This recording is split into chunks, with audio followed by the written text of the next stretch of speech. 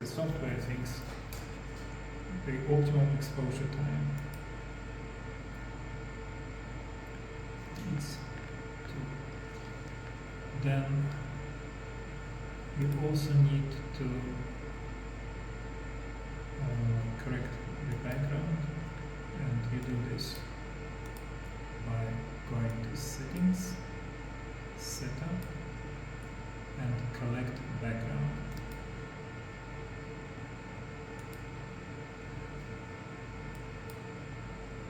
Didn't change much. And then the pattern that you selected was only one pattern that was good enough. No. Should be only one. You see, I switched the diffraction mode. So when you collect background, there should be no pattern seen at all. No, but before that, when you were choosing the pattern, the good pattern. Well, you choose the pattern to optimize the pattern quality. But only one pattern that is good enough. You can take several. And how do you? One was. This is not the optimal sample, first of all. Okay. So we see good patterns only in some places. If the sample was fully recrystallized and perfectly polished, then maybe one pattern would be good enough. So now we have one good pattern. We go to the next step. And task, okay, don't task software does it for, for us. So now this is optimized solver. Now we see the solution. This is the simulated pattern, and we see that it pretty well matches the experimental pattern.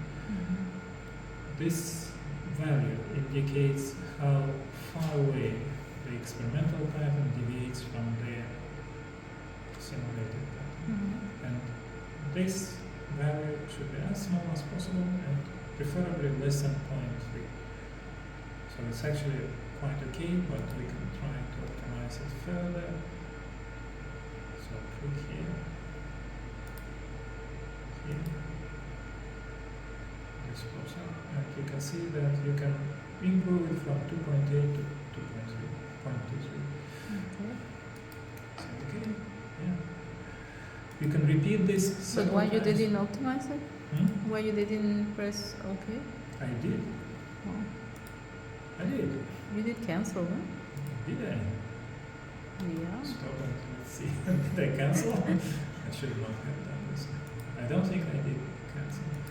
It's actually difficult to find a good solution. Yeah, you press close. Oh yeah, accept. Yes. Okay. So now it's 0.26. It was 0.31 before. And now we can try to make. But if you want to use more than one pattern, where do you add another one? You can check if, for example, you have several faces. It's a good idea to check patterns for different faces. Yeah, but where do you add more patterns? Well, you go from one region to another. Sometimes you see particles on the surface. For example, it might appear like this. This is actually perfect. This one. So every time you do accept, it will register that already? Or It will remember this it correction. will be listed in there? You cannot see how many. It will just remember what you were. It can even go. This solution refinement. It will refine the solution based on what you accept. So don't accept something which is bigger than it was before. But you cannot see like a list of which patterns are you okay. So, but the software remember what you were. Okay, so now we see we have very mixed patterns. Some of them are horrible, some of them are quite nice. So we can try to make a trial map. So you go to acquire map data, and you can play with your maps. Like this, maybe like this. I don't think you need this for publication. So usually I use this last icon. So what you do, you need first to select the step size. Yeah. And it's you who decides what the step size should be, not the software.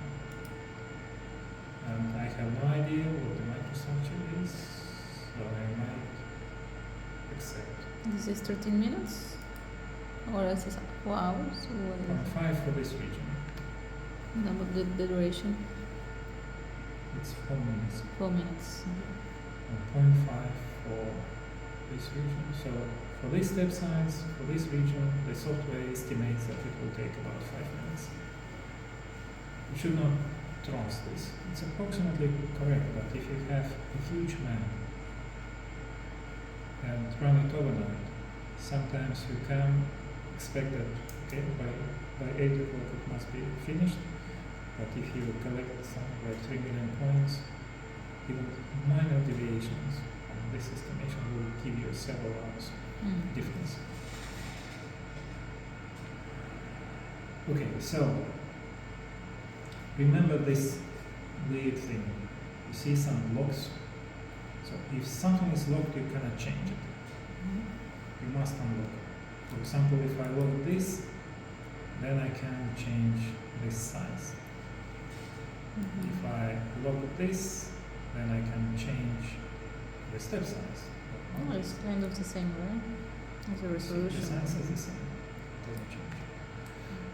So what I usually do, I first select the step size based on the knowledge about the material. Now I have 0 knowledge. I just randomly choose what I Maybe want. it's possible also to create about the region here, because from diffraction pattern we replace, if it gives the same diffraction pattern or the same pattern that we have, so it means that the structure is I don't want to spend time doing this. yeah. So we simply collect one trial map, which will take 13 minutes, I mean it's and- normal, I mean it's just wasting time. and It's normal. still see what fraction of index patterns we can get. So this is fixed. This we can still change because this is unlocked, but we don't want to change. So there are 2 icons here. Either place this in the center or maximize. I usually use maximize. So now we have the area fixed, the step size fixed, the time is okay. And start scanning. And if you are going to scan the entire area, what's the need of using this one? You can just directly use that area. Yes. It's just me who scans all this. Then I immediately see this window with time and step size and area. So this is the final step. Construct maps. Here we can see the result. If you have several faces, you can also see face statistics, but we have only one. And for this, Yeah, it's very Single high face. resolution. we index less than 50%. So this is a very bad result.